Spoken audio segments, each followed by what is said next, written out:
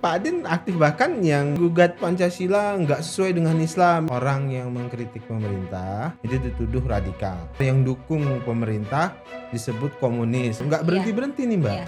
Saya kadang-kadang enakan jadi jubirnya partai timbang jubir Menteri Pertahanan loh Mbak. Anak nomor 1 saya itu Mbak, Yang itu malah terjun justru tadi. pengen jadi politisi. Mau protes ke Pak Nadiem, Makarim, Menteri. Karena apa?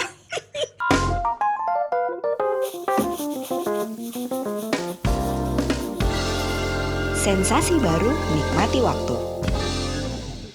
Bang Daniel Azhar Simanjuntak. Wih, itu apanya Terima Mbak? kasih sudah hadir. Ini Waktu. jam pasir.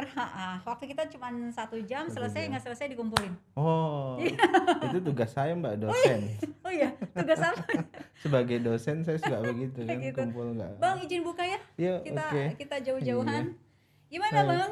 Aduh. Alhamdulillah sehat, saya nutupin ini Mbak ya. Soalnya perut saya ini aduh. Kenapa naik berapa kilo sih? Coba Aduh. perlihatkan dulu. Oh jangan. Nggak, saya suka jalan ya sih. Naik berapa kilo emang? Saya berat badan saya itu turun naik sesuai dengan kondisi tingkat stres dan Oh gitu. sebagainya. Berarti kalau lagi begini Saya kalau lagi stres makan, lagi Oh. senang makan, lagi sedih makan. Iya, Pak. Itu bakal naik dong kalau kayak gitu Pak. Jadi semua kondisi makan. Serius nanya, ini Bapak pejabat? Bapak pejabat. Enggak, jubir Menhan loh. Saya tetap aktivis. Tapi jubir Tapi menteri. sekarang aktivis bidang pertahanan. Oh iya. Naik berapa kilo? Ini kok jadi body shaming gini? Saya mau nuntut Mbak Indi aja lah kalau gini. Mbak Indi ini pelari jadi asik ya. Iya. Saya juga lari Mbak. Lari juga? Lari dari kenyataan. Dari kenyataan suffering from knowing. Iya, suffering of knowing. Suffering of Of knowing. knowing, ya. Terlalu banyak yang diketahui. Iya, jadi kadang-kadang apa ya, ada orang yang banyak tahu gitu. Bang Karni tuh ya kalau nggak Iya, salah orang seniornya Iya, Mbak emang. Indi tuh kok suka ngomong gitu. Tidak semua yang kita ketahui bisa diomongi gitu. Iya. Saya malah justru mengalami itu apalagi sekarang gitu. Apalagi di pusaran elit politik pada saat Pilpres yang lalu, kemudian sekarang di pertahanan itu lebih saya memahami bagaimana situasi kebatinan para tentara yang ngurusin pertahanan itu suffering of knowing gitu ya. Dia Saking banyak banyak taunya justru dan malah- ketahuannya itu harus dia pendam sendiri, bahkan harus dia selesaikan sendiri untuk memastikan orang yang di belakangnya, yang dijaganya itu tetap nyaman dan aman kan. Kan itu artinya misalnya begini, saya pengen jaga Mbak Indi supaya tetap senang dan tenang kan, banyak pengorbanan yang harus kita lakukan tanpa harus memberitahu Mbak Indi ya. Kalau saya beritahu Mbak Indi pasti nggak nyaman, nggak tenang gitu. Kira-kira itulah kerja-kerja Tapi pertahanan. kan kalian kan banyakan tuh, maksudnya ada Bang Daniel, terus Pak Prabowo, terus ada pejabat-pejabat Iya, lain yang iya. pengetahuannya sama tapi bisa saling curhat kan. Pasti Bisa. pasti. Jadi di forum-forum tertutup pasti semuanya dibahas, misalnya isu-isu pertahanan ya. Makanya kan ketika Pak Prabowo misalnya ditanya, kok Menteri Pertahanan jarang ngomong, justru Menteri Pertahanan jangan sering-sering ngomong gitu. Jadi Padahal banyak yang minta ngomong ya. oh iya, makanya pun saya demikian ya, sebagai Sebagai juru jubir bicara harus akhirnya tugas saya memilih dan memilah mana yang bisa dikonsumsi untuk publik dan mana yang tidak perlu dikonsumsi untuk publik. Jadi saya kadang-kadang enakan jadi jubirnya partai atau jubirnya calon presiden atau jubir presiden timbang jubir Menteri Pertahanan loh Mbak. Kenapa? Oke. Kadang-kadang jubir presiden atau jubir calon presiden atau jubir ketum partai begitu ya, itu kan ngomongnya bebas. Bahkan kadang-kadang yang nggak diomongi oleh ketua umumnya atau yang nggak diomongin oleh calonnya bisa kita omongin gitu loh. Nanti calonnya nanya balik, lu ngomong apa tadi biar sesuai dengan nanti gua ngomong gitu. Jadi bisa dibalikin. Dibalik. Tapi kalau yang sekarang Kalau yang sekarang nggak bisa, ya. Jadi harus hati-hati karena ini terkait dengan pertahanan dan pertahanan itu kan bukan cuma isu domestik Mbak, tapi juga terkait dengan diplomasi pertahanan di luar negeri. kalau salah ngomong saja misalnya tentang alutsista, beli alutsista A, B, C, itu pasti tidak diomongin, ya dibatasi terkait dengan itu, apalagi informasi-informasi yang terkait dengan rahasia negara itu juga hati-hati sekali. Berarti di gitu. kepalamu tuh sekarang rahasia Waduh, negara Mbak. tuh udah yang banyak banget. Kalau dulu kan asik tuh tadi saya Iya. cerita, Pak Prabowo kadang-kadang suka iseng, "Nih lu ngomong apa tadi?" gitu. Soalnya gue nanti pidato. Jadi, "Oh iya Pak, saya ngomong ini." gitu. "Oh iya." Soalnya kadang-kadang jubir nih lebih dia yang lebih banyak ngomong, padahal gua nggak ngomong gitu kan. Akhirnya menyesuaikan gitu. Dulu capres Gila. begitu. Tapi keluarga ini gak sih kayak kepo gak sih? Gimana sih? Saya rahasia negara jarang ya gitu. Mbak diskusi apalagi ketika saya di Kementerian Pertahanan, terus terang jarang diskusi terkait dengan itu. Yang ringan-ringan aja gitu. Kalau soal Pak Din ringan gak? Soal Pak Din menurut saya serius ya. Serius ya? Serius. Karena salah satu yang ingin saya lawan dalam tanda kutip itu adalah model pemecahan politik seperti itu. Seriusnya di Nggak bagian selesai mananya? Mbak. Gitu. Seriusnya? Tuduhan Oke. misalnya Pak Din radikal gitu ya. Kalau Pak Din radikal terus saya apa begitu loh. Jadi kenapa? Karena gimana pun juga Pak Din senior saya begitu ya. Beliau mantan ketua umum pemuda Muhammadiyah dulu, mantan ketua umum Muhammadiyah, saya juga mantan ketua umum pemuda Muhammadiyah. Saya pikir berpikir kami terkait dengan kebangsaan, keindonesiaan dan keislaman itu sama begitu loh. Jadi manhajnya itu sama kira-kira gitu loh. Karena Pak Din dulu pernah jadi ketua Religion for Peace, presiden Religion for Peace Asia and Pacific. Kebetulan saya juga pernah jadi ketua presiden Religion for Peace Asia and Pacific dan aktif melakukan mediasi dialog lintas agama. Jadi Itu jelas ya, itu jelas Religion sekali Pak Din for tuh, Peace. iya, gitu. Religion for Peace. Jadi pendekatan Pak Din pun pendekatan saya dan banyak tokoh-tokoh di Muhammadiyah itu adalah Islam yang moderat gitu loh. Dia tadi bilang apa sih? Ngomong aja. Gini. Kena lo. Gini ya. Dia kasih tanda-tanda, Mbak. Itu kan saya nggak paham. Nanti saya bilang di gini stop. Gini maksudnya ya. Iya kan? Gini. Iya. Kena lo. Biar kayak acara-acara lawak gitu loh. Gini ya, Tahu betul kan ya? Kalau dia di belakang Betul kayak ya. gitu. Oke. Kan nggak apa-apa, jangan dipotong loh. Enggak akan dipotong. Tapi Kalau sampai perlu mana gua tadi, potong Mbak? juga nih mukanya nih. Itu serius kalau terhadap Pak Din gitu kan. Oh, iya. Nah ini KASN tapi mengatakan tidak akan proses laporan GAR ITB. Iya, udah Ini disampaikan. melegakan. Iya, betul. Melegakan. Karena saya berbahayanya begini loh, kita nggak selesai loh Mbak dari sejak Pilpres zaman kapan Pilpres. gitu ya.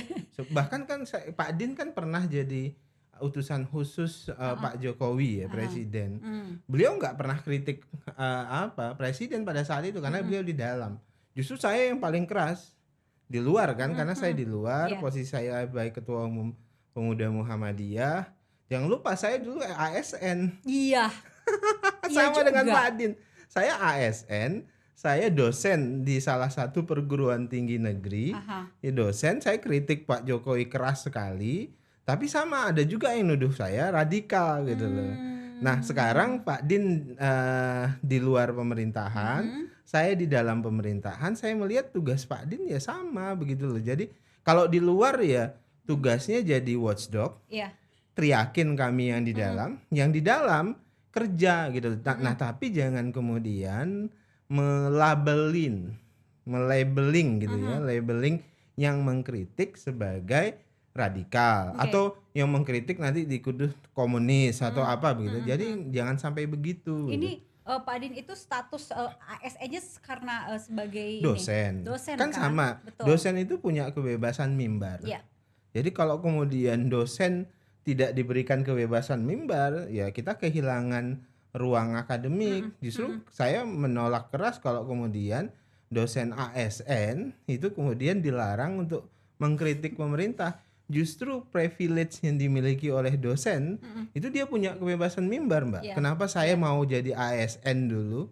Karena dosen. Dosen. Ya. Kalau ASN yang lain saya nggak mau karena nggak punya kebebasan mimbar. Kami dosen di perguruan tinggi negeri itu punya kebebasan mimbar. Oke. yang bisa mengkritik menjadi watchdog bagi siapapun, Di pemerintah dan Muhammadiyah, segala abang macam. kan pasti sering ngobrol nih sama pemuda Mm-mm. Muhammadiyah. Mm-mm. Ya paling nggak ada grupnya lah. Ya Dia betul, ngaku, ada grupnya. ngaku. Pasti ada grupnya. Pasti ada kan. Nah, Heeh. ketika ada pemberitaan heboh Pak Din dilaporkan gitu, Mm-mm. heboh nggak? Oh heboh sekali. Apa? Rata-rata emosional pasti ya, karena menurut warga Muhammadiyah kok nggak selesai-selesai tindakan labeling seperti ini gitu loh. Jadi sebagian mau melaporkan balik, Komen-komennya apa aja tuh? macam-macam, ada yang kasar, ada yang biasa saja, ada yang berusaha meneduhkan, ada yang berusaha ngajak tenang dan sebagainya. Ada yang mau lapor balik. Ada yang mau lapor balik, ada yang kokam mau kita serbu aja nih gitu. Ada itu Mbak yang begitu, karena kan warga Muhammadiyah banyak sekali dan macam-macam isi kepalanya, macam-macam sikapnya. Bahkan ada yang kita serbu aja nih, ada yang kokam itu Korps Komando Angkatan Muda Muhammadiyah itu, kita serbu aja. Nah, tapi ada yang menenangkan dan sebagainya. Dan itu saya pikir wajar ya, wajar muncul seperti itu. Karena gimana pun juga kan Pak Din adalah tokoh Muhammadiyah, bahkan tidak berhenti sebagai tokoh Muhammadiyah, tapi juga beliau juga tokoh bangsa. Wajah Pak Din itu wajah sama dengan Muhammadiyah banget. Betul, gitu kan. dan menurut saya bahkan Pak Din wajah Islam moderat dan DNA-nya Muhammadiyah itu dia kalau di luar karena dia di luar pemerintahan, bahkan kami sering sebutnya karena Muhammadiyah itu kan seperti ibunya Republik Indonesia. Iya. Jadi kenapa? Karena Muhammadiyah yang ikut melahirkan dengan kelompok-kelompok lain tentunya, enggak Muhammadiyah saja, itu melahirkan Indonesia. Jadi dia kayak ibu. Kalau ibu marah ke anaknya, itu bukan karena benci, bukan karena enggak suka, Sayang. tapi karena sayang. Itu Jadi kalau marahnya ibu sekeras apapun kan Mbak? Itu kalau marah. Oh iya Kalau kan. cuma ngasih tahu pun. Ngasih tahu pun apalagi itu gitu nasihat, itu apa lagi. Jadi kalau kemudian ada kelompok yang menyebut misalnya tokoh Muhammadiyah atau Muhammadiyah ini kok cerewet sekali, ya tugasnya ibu negara ini ya menasehati anaknya yang namanya Indonesia ini gitu loh. Nah itu ada kelompok, kita sebut saja yang melaporkan namanya GAR ITB kan. Yeah. Ini gerakan anti radikal ya. Jadi begitu ada pernyataan Pak Din sesuatu yang nggak cocok mungkin langsung laporin gitu. Di GAR ini ada siapa sih? Saya nggak tahu. Yang ya? jelas saya termasuk orang yang tidak bersetuju dengan model dikotomi politik gitu. Orang yang mengkritik pemerintah itu dituduh radikal. Nanti ada juga yang dari luar yang dukung pemerintah disebut komunis. Ada kan begitu? Nggak berhenti-berhenti nih Mbak. Pokoknya melabeling gitu loh.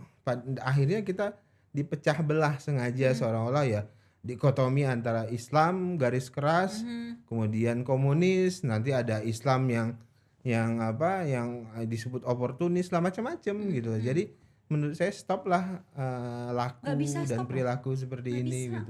Kenapa nggak bisa Mbak? Ya karena kompornya masih banyak. Ya kan? Masalahnya di situ. Kompornya masih banyak. Jadi kita seringkali dipecah belah oleh kepentingan politik menggunakan labeling tertentu. Nah itu yang dibenar. Kayak misalnya itu, saya dulu di luar pemerintahan, saya aktif mengkritik. Tapi kan kemudian orang yang di luar saya, Bang Daniel kok diem aja sih gitu. Oh sekarang sudah enggak Islamis lagi gitu. Jadi kapasitas keagamaan kita diukur dari basis dukungan kita gitu. Jadi saya juga kan nggak bisa menjelaskan secara secara terang benderang gitu. Nah saya mau mengatakan akhirnya tugas-tugas orang seperti saya itu mengedukasi publik untuk melihat kompetisi politik itu sebagai ajang, kalau dalam bahasa agama itu fastabiqul khairat gitu, berlomba-lomba dalam kebaikan. Kalau saya di dalam pemerintahan, saya akan berperan semaksimal mungkin sesuai dengan fungsi saya. Kalau saya di luar pemerintahan, maka saya juga akan memaksimalkan peran saya di luar pemerintahan, dan itu hal yang biasa saja, sama kayak Pak Din itu. Nah itu ngomong soal pemerintahan, Pak Mahfud pun berkomentar gitu ya.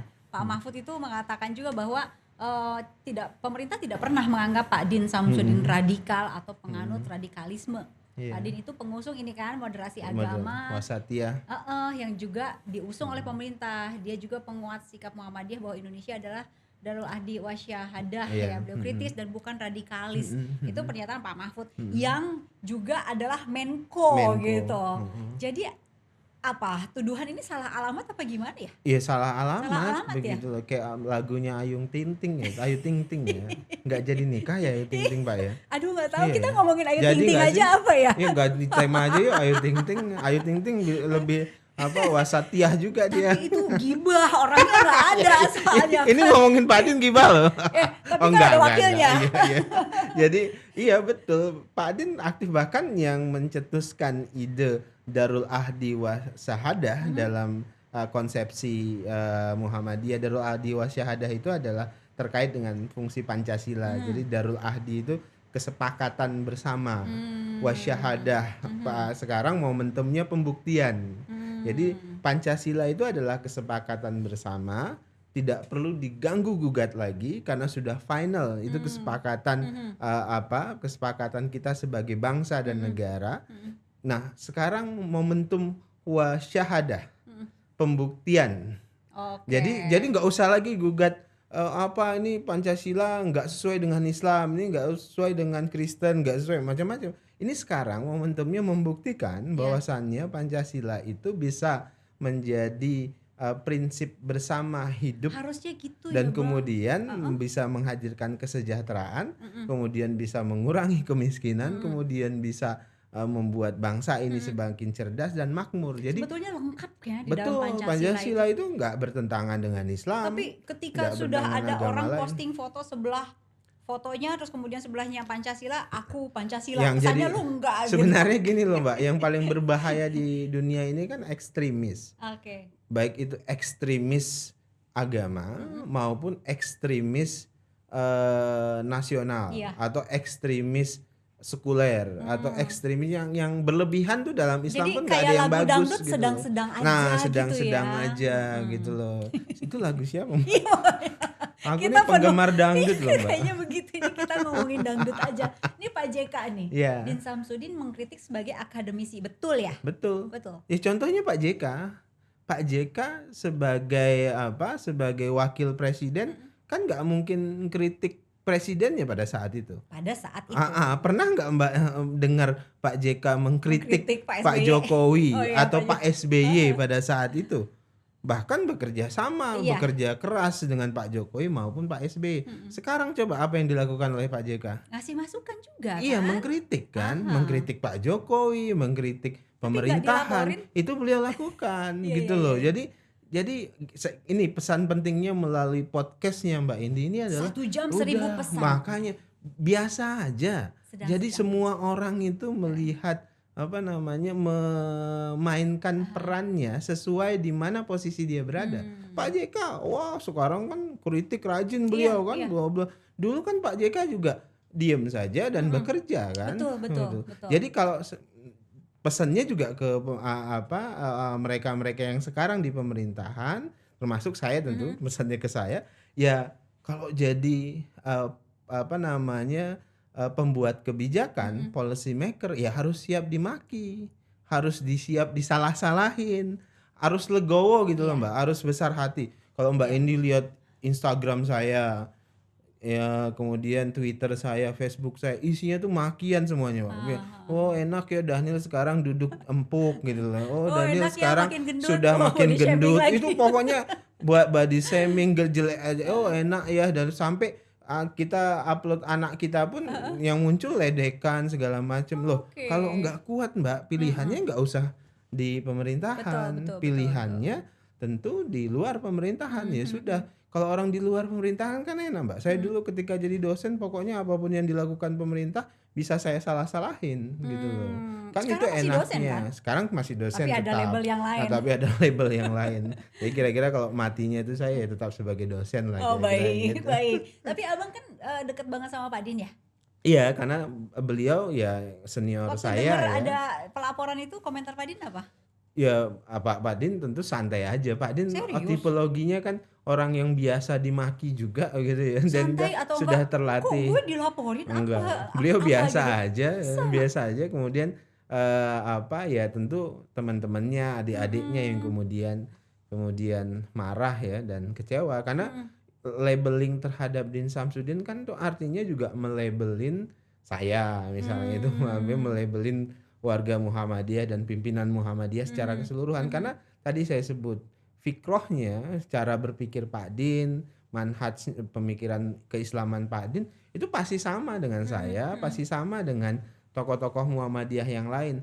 Tapi kalau ada jalan politik yang berbeda, itu lain hal. Hmm. Pak Din jalan politiknya berbeda jauh dengan Profesor Dr. Amin Rais misalnya, Iya. kan jauh. Iya. Kan Mbak Indi rajin wawancara Pak Amin tuh. Iya, iya, Pak iya. Amin jauh berbeda jalan politiknya dengan Pak Syafi'i Ma'arif. Mhm. Syafi'i Ma'arif Betul. beda lagi nanti dengan sikap politiknya dengan Busro Muhoddas. Mhm. Dan Mhm. itu biasa saja. Tapi kalau terkait dengan misalnya Ada tokoh disebut. keislaman, kemudian keindonesiaannya semuanya sama. Tapi kalau kemudian dihina, misalnya Pak Din dihina, dituduh, ya tentu semuanya marah. Bereaksi ya. Bereaksi pasti. Kalau Pak Amin dituduh pasti semuanya marah. Hmm. Even beda latar belakang dan kepentingan politik begitu. Saya dengan Pak Din berbeda kepentingan politiknya atau berbeda sikap politiknya. Sekarang saya berbeda sikap politik dengan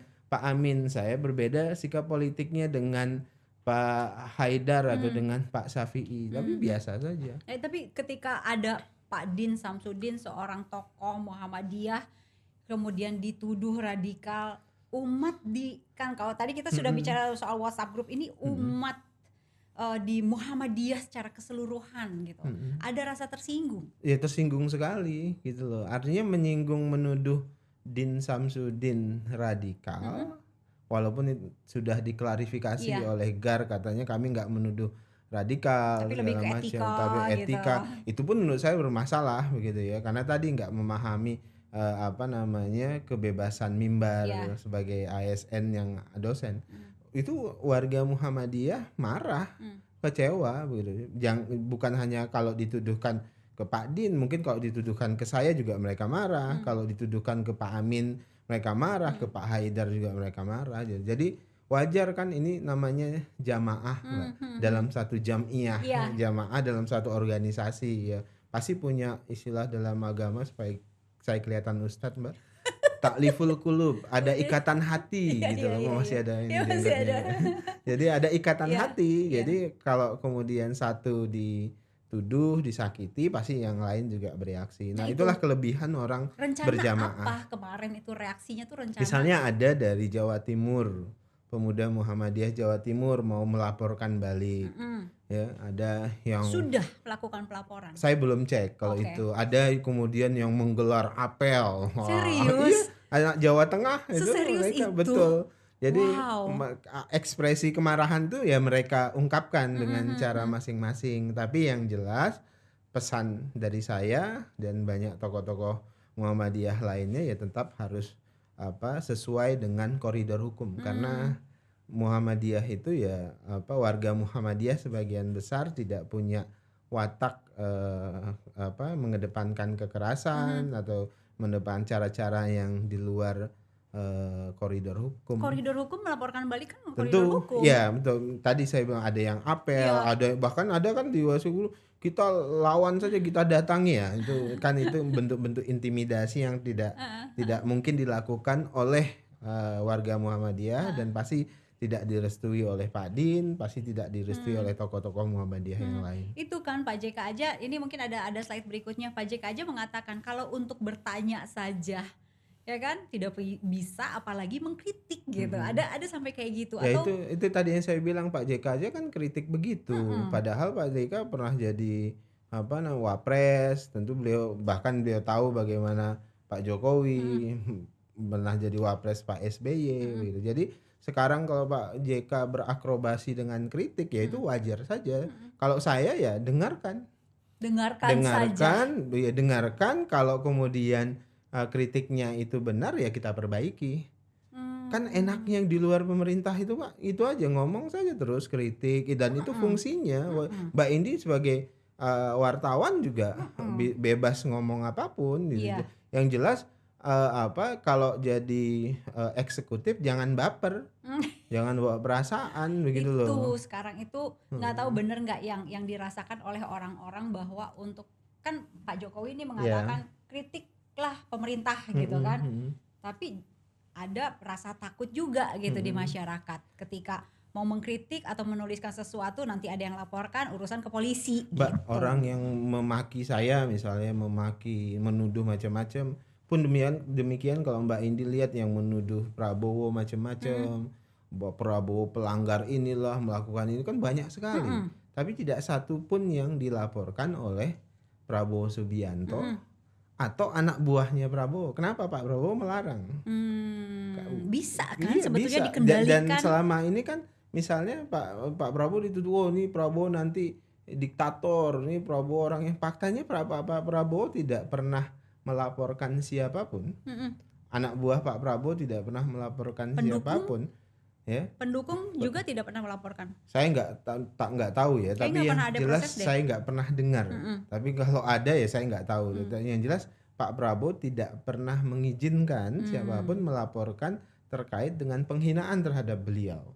Ya, kalau kritik apalagi, kalau penghinaan saja itu jarang sekali saya dengar ada yang dilaporkan penghinaan loh Mbak. Nah kalau kritik apalagi ya. Nah saya mau katakan apa? Jadi kuncinya sebenarnya nggak perlu baper, nggak perlu tipis telinga begitu, tipis mata dan sebagainya terkait dengan kritik atau bahkan penghinaan. Jadi ya kita ini di eksekutif memang jadi samsak, tugas kita kerja, kerjakan saja. Kalau kritik itu bisa dijawab kita jawab dengan kata-kata, kita jawab dengan kerja. Pilihan kita kan dua, kata-kata kerja, nggak mungkin juga kerja saja kan, harus ada atau kata-kata semua ada gitu kata-kata ya, semuanya semuanya butuh kata-kata juga, penjelasan ke Mbak Indi seperti ini dibutuhkan, tapi kemudian diikuti dengan kerja. Artinya sebetulnya kritik itu kan bisa saja disampaikan tanpa harus ada pelaporan kan? Kok serius sekali Mbak Indi? Bener nggak? Iya bisa. Misalnya ya udah atau gini, orang misalnya taruhlah teman gue Ijal gitu. Oh namanya Ijal. Keluarlah nama. Masih jomblo misalnya, kan. dia ngelaporin gitu, denger ada kritikan, terus dia nggak suka, dia laporin gitu. Tapi kan di polisi itu bisa ada yang diproses, filter, ada yang enggak. Betul. Gitu. Ya kuncinya di teman-teman polisi, makanya jelas saya pikir sikap Pak Jokowi tadi malam ya. Tadi malam yang kemarin yang menyatakan ya polisi harus melakukan filterisasi dan itu diikuti juga pernyataan dari Pak Kapolri. Saya pikir memang kuncinya salah satu filterisasinya di polisi. Kemarin nggak ada filter ya, kayaknya ada laporan proses dari pihak yang mengkritik pemerintah. Ya, Mbak ini jangan tanya itu ke saya kan bagian dari pemerintah Mbak. Tapi itu dirasakan orang nggak sih? Maksudnya ada yang cerita sama kamu juga nggak? Oh iya, ada yang cerita begitu gitu. Tapi yang jelas kan polisi pasti terus memperbaiki kerjanya dan itu juga disampaikan oleh Pak Kapolri kemarin ya. Setelah Pak Jokowi menyampaikan instruksinya pada Rapim TNI dan Polri. Nah, tunggu. Kok jadi ada gambar lagi jalan kaki. Nah, Pak Din itu kan juga pendiri kami ya, ya kan? Pendiri kami. Ini waktu itu tuh dianggap sebagai gerakan oposisi kan, ya kan? Apa karena itu ya? Saya nggak tahu ya kalau ada yang nggak suka pasti. Nah jadi wajar kalau ada yang nggak suka. Tapi yang jelas itu adalah kebebasan bersarikat ya, artinya bebas siapapun membuat organisasi selama sesuai dengan Pancasila, kemudian NKRI, Undang-Undang Dasar 45 tentu mereka bebas baik itu mengkritik pemerintah ya dan sebagainya. Ya kalau kemudian ada yang nggak suka ya wajar, silahkan.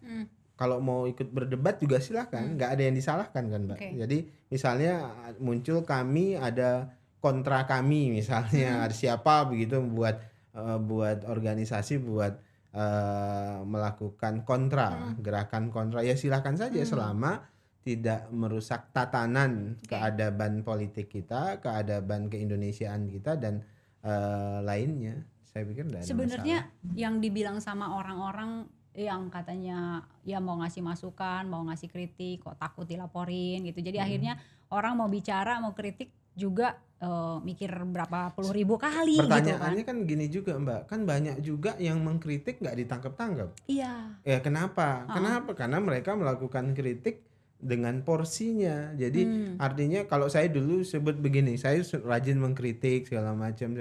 Ya mengkritik harus bebas delik saya bilang. Jadi mengkritik harus bebas delik. Jadi kalau orang-orang yang cerdas dia pasti mengkritik dengan bebas delik, tidak fitnah dan segala macam. Jadi jangan sampai kemudian ada unsur fitnah di situ, ada unsur kebencian yang berlebihan di situ ya. Kemudian menuduh Pak Din radikal fitnah nggak? Ya jelas fitnah, gitu itu pasti fitnah, itu pasti ada unsur kebencian bagi saya, bagi pandangan saya. Jadi tadi istilah saya adalah mengkritik ya harus bebas delik. Artinya tidak sampai ada fitnah, tidak ada sampai ujaran kebencian dan sebagainya. Jadi kalau ada delik kemudian ada orang ngelapor kan polisi juga nggak bisa menolak laporan tersebut. Kenapa ada deliknya? Gitu. Saya dulu selalu punya prinsip begitu. Ketika saya kritik sangat keras Pak Jokowi, ya, saya mengkritik sangat keras Pak SBY dulu, ya harus bebas delik gitu loh. Jadi jangan, bahkan ini saya ngajarin para kritikus supaya agak ini karena saya mantan kritikus ya. Jadi ya harus bebas delik tuh misalnya pakai satir kan nggak ada masalah di situ bebas delik loh Mbak gitu. Jadi kritik pun ada seninya loh Mbak. Kritik tuh pakai satir, pakai dongeng gitu, cerita pantun. Analogi, pakai pantun. Jadi kritik tuh jadi asik gitu, punya seni. Jadi akhirnya kritik itu jadi dialektika intelektual, dialektika seni bahkan. Itu kan seru. Jadi Sujiwo Tejo misalnya kurang keras apa kritiknya, kurang nyinyir apa kritik itu sakit-sakit loh kritikan. Pak mohon maaf Cak Nun kurang nyelekit apa kritiknya, tapi Rocky bebas Gerung delik juga. gitu. Rocky Gerung tapi bebas delik. Jadi kenapa? Karena kritik itu kadang-kadang membutuhkan kecerdasan intelektual, membutuhkan kecerdasan naratifnya yang juga tinggi gitu loh. Jadi asik gitu kalau dengerin Cak Nun dia kritik ya asik begitu, dengerin siapa namanya Sujiwo Tejo sebagai budayawan itu asik saja. Kadang-kadang orang yang disindir juga ketawa nggak merasa ketawa. Nah jadi kuncinya saya pikir kritik tapi harus bebas delik. Pemerintah itu anti kritik nggak sih? Saya pikir orang yang duduk di pemerintah harus siap dikritik. Enggak, pemerintah yang sekarang anti kritik nggak?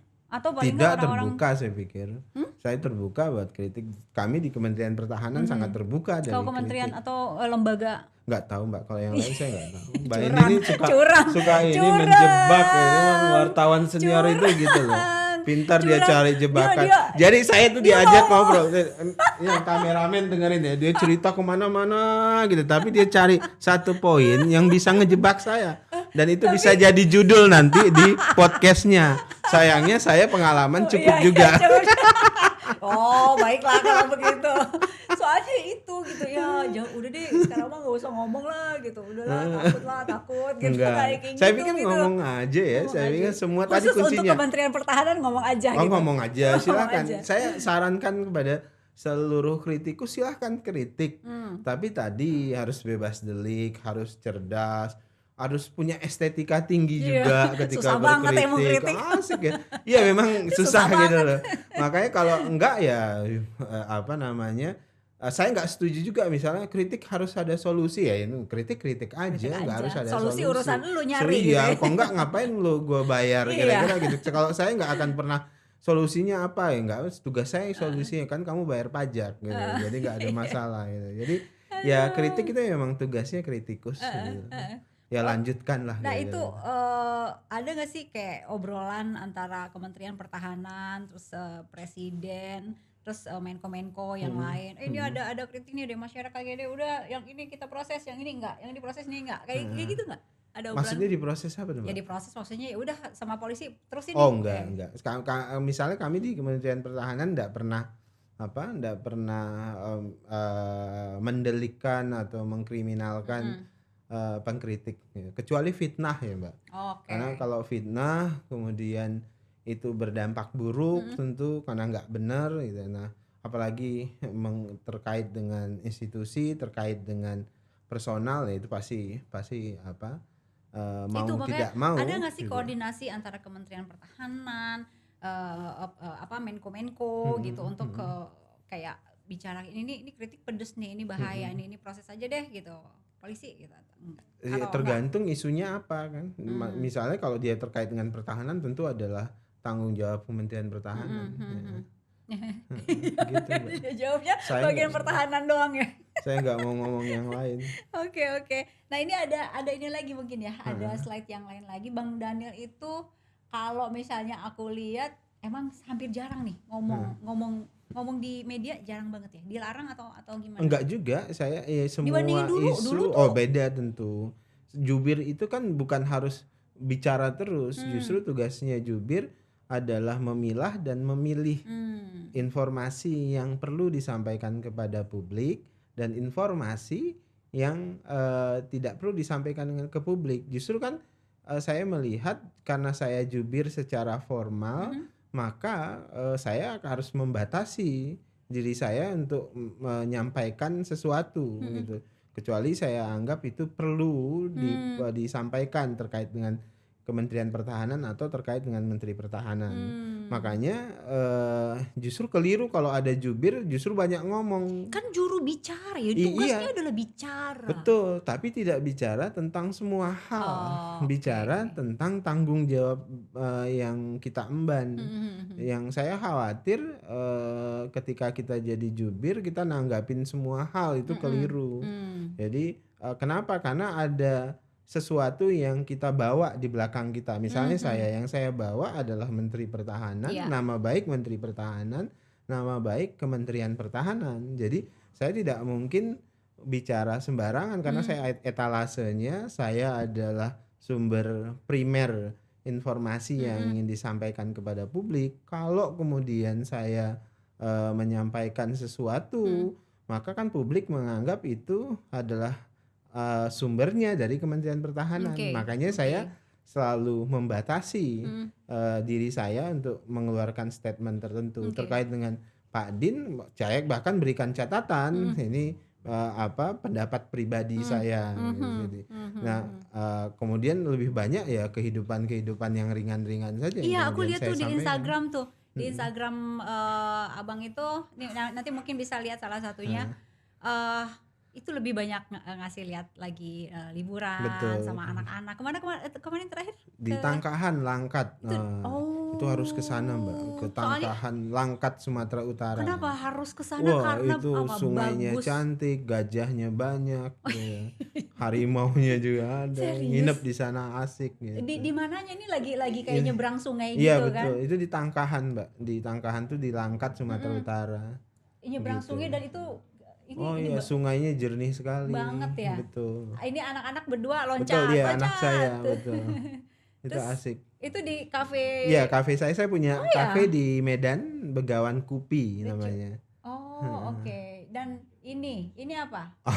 Ini itu emak-emak Aisyah yang jago karate, jago tapak suci. Coba kita lihat, ada suaranya nggak nih? Waduh, ibu ini masuk TV dong. Masuk di acara Mbak Indi. Podcast. Coba suaranya mana nih? Oh iya tuh. Pakai efek. Luar biasa. Itu lagunya Aisyah. Jadi ibu ini Aisyah, aktivis Aisyah, tapi jago tapak suci. Tapak suci itu silatnya Muhammadiyah. Itu bayang. Macam-macam kan emak-emak tuh bisa di. Makanya jangan macam-macam dengan emak-emak. Ini aktivis Aisyah beliau. Takut kamu? Hah? Saya takut dengan mama durhaka. Saya berani lawan 10 Kopassus sendiri tapi nggak berani lawan satu emak. Pak Kopassus bercanda ya. Tuh, waduh. Durhaka nanti. Udah. Oh gitu. Usia berapa? Ini nggak tahu ya Mbak. Saya sumbernya dari para aktivis Aisyah ketika mereka milad ya. Oh gitu. Istrimu juga? Enggak. Istri saya itu mantan Kohati dulu. Oh, iya. Gila keren banget itu. Keren banget loh Mbak asli. Indi juga keren kan bisa kayak gitu? Enggak ya? Enggak bisa. Oh Mbak Indi lari ya. Oke, jadi kalau tadi Mak tadi nggak hafal siapakah Enggak hafal dia? saya nama beliau. Pengen itu. tahu sih. Nanti Jangan-jangan saya telepon dulu deh Mbak, cari nomornya. jangan-jangan kalau ada yang mengkritik Pak Din lagi keluar tuh semua kan. Iya jangan, hati-hati itu bisa keluar itu jago tabak suci itu. Iya, tapi di sini nggak, di Instagram coba aku cek dulu ada tentang ini nggak keluarga besar semuanya karena aku lihat kayaknya pecah-pecah anak terus nggak ada ya kayaknya ya. Jarang Mbak, Jarang banget. Oke. Gimana Bang yang kira-kira di antara anak-anakmu yang mau ikut jejak sang ayah? Oh iya, anak nomor 1 saya itu Mbak, Yang itu malah terjun justru tadi? pengen jadi politisi. Iya, dia kalau Serius? ditanya jadi apa ya, namanya Sayyid itu. Umur Sayyid. berapa yang tadi Sekarang yang 16 mau slide 17. nomor 2 dari Iya, atas ya yang mau terjun-terjun nama itu. Ait, Nah, iya. ini nih, Ya itu yang gede. yang sebelah kanan. Iya, sebelah kanan. Kok aneh anak Dia umur pengen jadi sekian? politisi dan omongannya itu politisi. Bahkan ketika Pak Prabowo bergabung dengan pemerintah, saya bergabung dengan pemerintah, dia bilang kenapa harus bergabung? Oh, dia jadi pengkritik saya yang pertama. Oh, dia itu pengen jadi politisi, katanya pengen kuliah nanti sarjana hukum gitu. Kemudian nanti pengen jadi ketua KPK katanya. Wow. Jadi dia udah bacaannya itu politik saja. Ya, kemarin itu sempat ada buku yang viral itu yang dibaca Pak Anies itu, Demokrasi apa judulnya, saya malah belum baca. Ya, bukunya Dia udah baca? Nah dia minta dibeliin buku itu. Akhirnya saya cari, saya baca dulu gitu. Terus nggak ada yang bahaya kan? Nggak ada. Saya pikir kalau saya terus terang kalau buku apapun itu buku-buku tertentu yang bisa dibaca ya saya berikan. Dia masuk itu pemuda Muhammadiyah? Enggak, umurnya masih 16. Dia IPM, Ikatan Pelajar Muhammadiyah. Oh, udah ada posisi. Ada, dia sekretaris di sekolahnya. Sekretaris. Gila, beneran loh. Berarti idolanya sang ayah ya. Ini loh, abang lebih enak di partai apa lebih enak di Kementerian Pertahanan sih?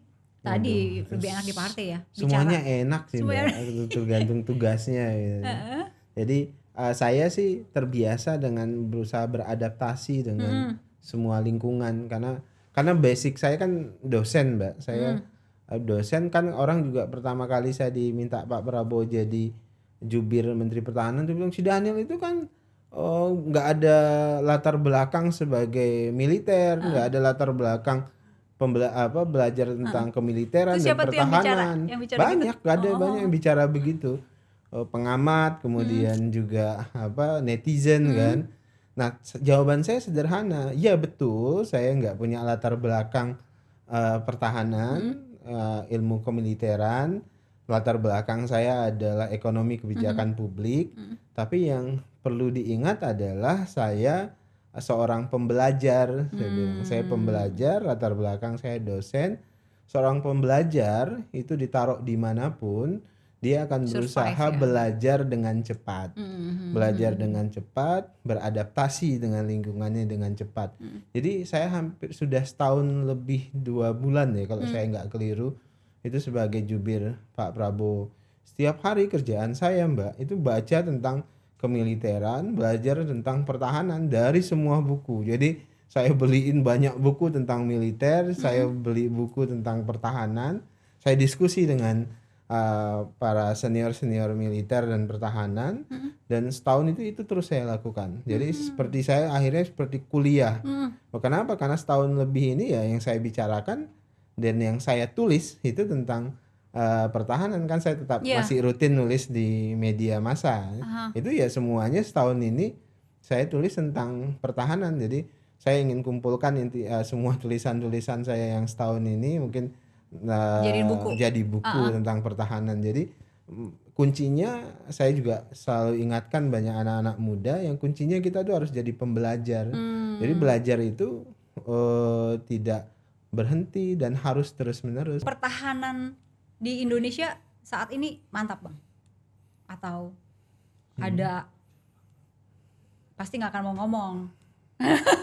Atau ada titik rawan di mana gitu, atau mantap saat ini mantap 100%. Yang jelas kita harus terus memperbaiki pertahanan kita. Apa Ukuran alutsistanya? pertahanan kuat atau enggak kuat itu kan relatif. Semua bidang, Mbak. Alutsistanya, kemudian postur personalnya. Itulah kenapa kemudian Komcat itu mendesak gitu ya. Semua bidang, semua sektor di pertahanan itu harus diperbaiki, harus lebih kuat. Pak Prabowo concern pada angkatan laut supaya kapal-kapal perang kita semakin banyak, senjatanya layak, ya. Kemudian angkatan udara supaya kita punya banyak fighter, supaya kita punya banyak pilot-pilot tempur. Pun demikian dengan infanteri kita, yaitu angkatan darat, itu harus diperkuat. Suara jubir lagi. Itulah kenapa harus. Ini kita ngomongin apa sih, Mbak? Iya, kira-kira begitu. Kalau dibilang ini kan harus memperbaiki, harus apa gitu kan, berarti itu harus ada kenaikan gitu. Betul. Nah sekarang kita posisi dari 100%, kita ada posisi di mana nih? Posisi apa ya kan ini harus kita? harus diperbaiki itu kan pasti harus ada kenaikan, dan ini di sini udah lulusnya lah gitu. Ada di mana posisi kita? Yang jelas posisi kita pada saat ini kalau kita pakai kacamata luar negeri misalnya, kita ada di posisi 16 besar kekuatan militer kita. Itu misalnya Global Fire mereka menilai seperti itu. Yang jelas siapapun, even itu Amerika, even itu Cina ya, mereka juga menganggap kekuatan militer mereka harus terus diperbaiki. Jadi dimanapun nggak akan berhenti kalau itu nggak akan berhenti. Kenapa? Karena pertahanan. Jadi duit berapa banyak pun akan tetap bisa kurang kalau terkait dengan pertahanan. Itulah kenapa misalnya contoh ya, Amerika karena dia ingin memperkuat tentaranya, ya dia punya Komcat kan, dia punya Garda Nasional dan sebagainya. Apalagi kita yang tidak punya Komcat, kita nggak punya komponen cadangan, yaitu artinya untuk memperkuat komponen utama kita, memperkuat TNI kita harus ada komponen cadangan dan sebagainya. Lihat Twitter abang lagi ya? Iya boleh. Twitter ya, Twitter. Oh tadi soalnya, Instagram. Tadi Instagramnya Twitter nih. Tadinya mau nyanyi. Waduh, saya tuh potong bebek angsa biasanya. Nggak jadi, nggak ada musiknya. Akhirnya jalan pagi deh. Sehat selalu untuk semua sobat dunia maya. Saya jalan pagi, Mbak. Jalan pagi. Kalau lari kayak Mbak Indi saya belum kuat. Bisa. Nanti tapi kalau langsingan dikit. Senayan ini ya? di apa? GBK? Ya di GBK. Di GBK. Pernah ke India? Pernah. Saya ke New Delhi. Waktu itu ceramah di Jawaharlal Nehru University. Oh keren sekali ya. Oh ya. Orang di depanku ini keren sekali. Saya dulu presiden Religion for Peace Youth Interfaith Network. Jadi dialog lintas agama di Asia Pasifik. Saya banyak mediasi mediasi dialog lintas agama. Termasuk dulu pernah mediasi dialog di Rohingya di Myanmar. Udah begitu pun tetap dulu sempat dituduh radikal loh, Mbak. Kita aktif lintas agama saja. Ya sama kayak Pak Din gara-gara kita mengkritisi pemerintah ya. Dulu gara-gara saya mendukung 212 itu kan dituduh radikal, padahal ya kita aktif di dialog lintas agama. Jadi tuduhan radikal itu bagi saya ya tuduhan politis ya. Sama seperti yang satu nuduh tuduhan ini radikal, yang satu nuduh komunis. Udah nggak selesai. Ya, tapi ya itu yang ini ada yang nuduh ini bisa diproses, yang ini nggak diproses gitu ya. Balik lagi ke sini deh, udah yang itu udah biarin aja. Biarin aja ya. Gimana mau diselesaikan apa enggak? Nggak akan selesai juga kan? Nggak selesai. Nggak akan selesai juga. Nah ini nih, jalan pagi tiap pagi. Saya tiap pagi di jam berapa sampai dulu jam sebelum Covid saya rajin jalan paginya di di Monas. Saya keliling Monas, kan kantor di depan tuh dekat. Jadi ba'da subuh saya udah berangkat, saya jalan, nanti mandinya di kantor. Ya. Nah sekarang lebih banyak di Senayan. Berarti pagi ini Senayan juga Senayan kan? Ini juga. aku inget nih sebelah sini tenis indoor kan? Betul. Udah hafal banget. Tempatku latihan sebelah situ. Gitu ya?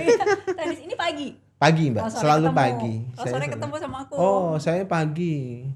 Oke, pagi jalan, terus udah gitu langsung ke kantor, mandi di kantor.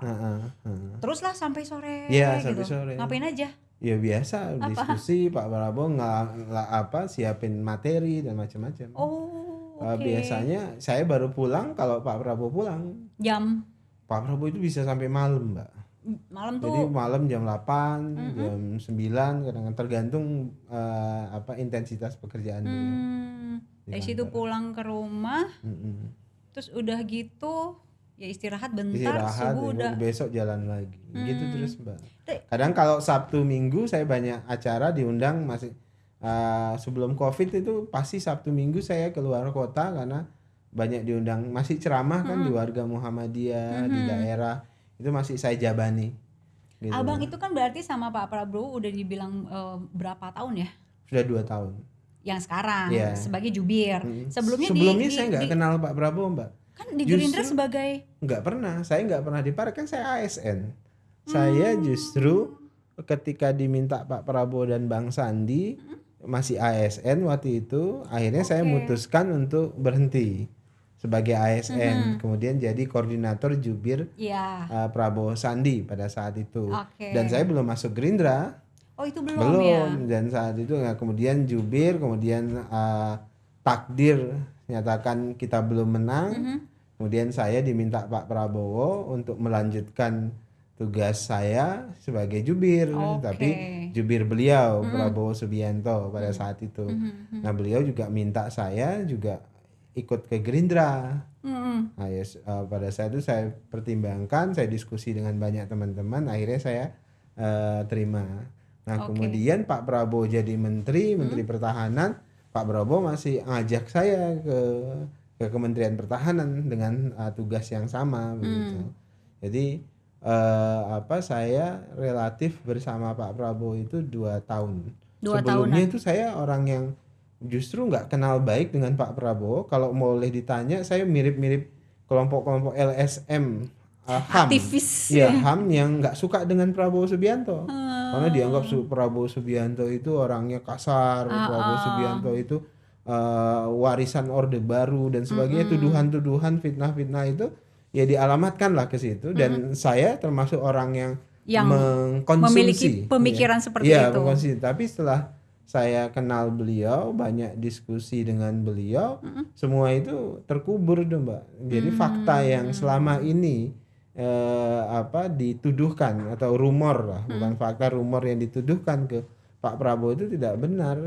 Justru seorang Prabowo itu terbuka sekali, demokratis dan enak diajak diskusi. Nah itu. Asal kalau diskusi dengan Pak Prabowo harus siap dengan bahan yang cukup gitu, dan mental yang cukup. Kan enak diajak bicara, enak diajak diskusi, ajak dong ke sini. Lagi usaha. Jadi khasnya Pak Prabowo itu dia kenapa juga Pak Prabowo harus ada jubir segala macam ya. Karena beliau itu kalau doorstop begitu ya, atau pidato itu seringkali disalah tafsirkan oleh banyak pihak. Quotationnya itu keliru, yang beliau maksud tuh tidak seperti itu. Pak Prabowo tipologi orang yang tidak bisa menyampaikan pesan secara pendek. Beliau menyampaikan pesan panjang. Sementara begitu. Kalau dipotong-potong, ya potong-potong tuh berbahaya karena beliau pasti orang yang terbiasa dengan penjelasan yang panjang, penjelas yang yang high context. Nah, jadi kadang-kadang bahasa low context yang mudah dipahami oleh publik itu seringkali salah tafsir. Gitu. Jadi beliau harus jelaskan panjang gitu. Makanya di sini panjang kok sejam. Pada banyak kesempatan beliau kasih kuliah umum. Beliau lebih senang kuliah umum kasih sini aja. Ini rayuannya luar biasa. Bang, kesimpulan nih. Ya. Lebih suka jadi, nih tanya hatimu berarti ya. Lebih suka jadi ASN, jubir, dua dulu itu deh jawab. Semuanya itu mudah, Mbak. Saya bisa bekerja itu. Yang paling susah bagi saya jadi ayah. Oh, serius? Iya. Gimana? Pekerjaan yang paling susah yang nggak ada sekolahnya itu jadi ayah, Mbak. Ngadapin anak-anak begitu kan. nggak mudah gitu melakukan itu.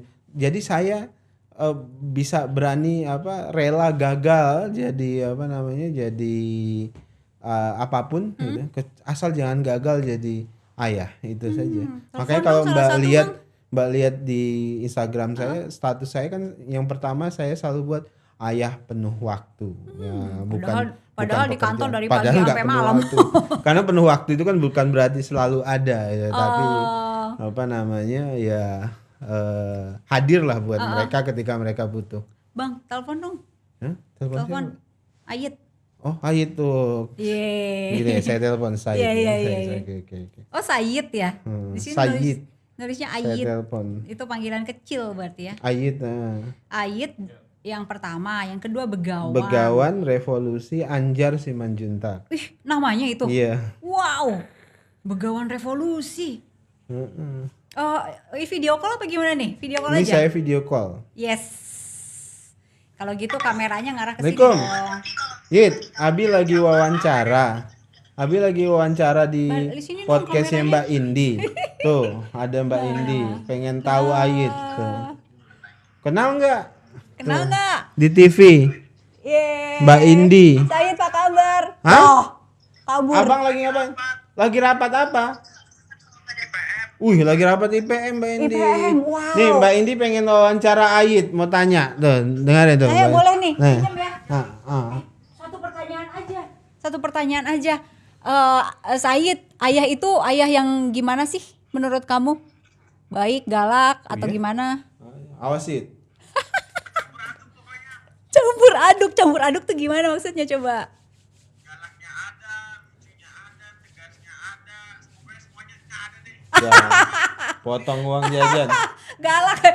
Kamu dipotong uang jajan katanya nih nanti. Galaknya kalau ngapain galaknya? Galaknya apa ya? Kalau kamu ngapain itu digalakin sama ayah? Jangan di sini bongkar kartunya kan. Uang jajan dipotong. Uang jajan dipotong katanya. Oke. Tapi kamu katanya mau jadi politisi ya? Bener. Kenapa? Emang seru jadi politisi? Apa? Apanya? Debatnya, ngomongnya, atau apanya gitu? Ya, cara menyampaikan aspirasinya sih suka. Cara argumentasi, cara berdiskusinya suka aja sih. Wah, kamu sering argumentasi juga di sekolah, di kelas? Lawan Nabi. Suka ngelawan? Ngelawan siapa? Guru, ada yang diajak? Dulu paling debat-debat biasa aja. Tentang pendidikan, tentang banyak hal lah pokoknya. Terus? Katanya dia mau protes ke Pak Nadiem katanya. Mau protes ke Pak Nadiem, Makarim? Karena online. Ke Menteri. Karena apa? Kenapa? Online capek. Jarang yang masuk. Oh gitu. Oke, jarang masuk ke otak maksudnya? Iya. Pokoknya ya kayak matematika aja. Matematika nggak pernah masuk ke otak, jadi pasrah aja kalau udah ngerjain matematika. Nggak mau. Udah deh. Ya udah ngomong deh ke Pak Nadiem sekarang, mau ngomong apa langsung bisa. Ngomong lah. Ngomong. Pak Nadiem, ini sekolah kan udah lama masuk online. Pelajaran banyak banget yang kita jarang paham. Sedangkan mindset kita ini bukan memahami pelajaran, tapi mindset kita ini jadinya asalkan selesai tugas, udah selesai gitu. Jadi nggak kelar. Jadi asalkan tugas ya udah selesai aja gitu Pak. Nggak ada hal lain. Kadang-kadang malah kita lihat juga adik-adik saya kan call online, laptopnya di atas, anaknya di bawah gitu. Jadi nggak efektif gitu. Oke. Jadi jadi banyak yang nggak paham pelajaran-pelajaran yang Komisi 10 disampaikan oleh guru gitu. Oke, ini udah nyampe nih ke Pak Nadiem. Thank you ya. Kamu selamat melanjutkan. Lagi ngapain tadi? Lagi meeting ya? Lagi rapat ya? Iya. Oke, ini ayah. Masuk podcast ngeri ya. Ngeri bro ya. Masuk bro. podcast. Sampai lo bro kena Pak Nadiem nanti nggak naik kelas lo. Thank you Sayid. Oke bro, assalamualaikum. Oke, waalaikumsalam. Bang Daniel, terima kasih juga. Sama-sama, Kita Mbak sudah sampai Indi. di ujung. Sehat selalu dan Amin. mudah-mudahan Itu. podcastnya makin Sehat selalu. banyak subscribersnya. Amin. Thank Banyak you. iklannya juga. Iya. Thank you Bang. Assalamualaikum. Sama-sama Mbak. Waalaikumsalam warahmatullahi wabarakatuh.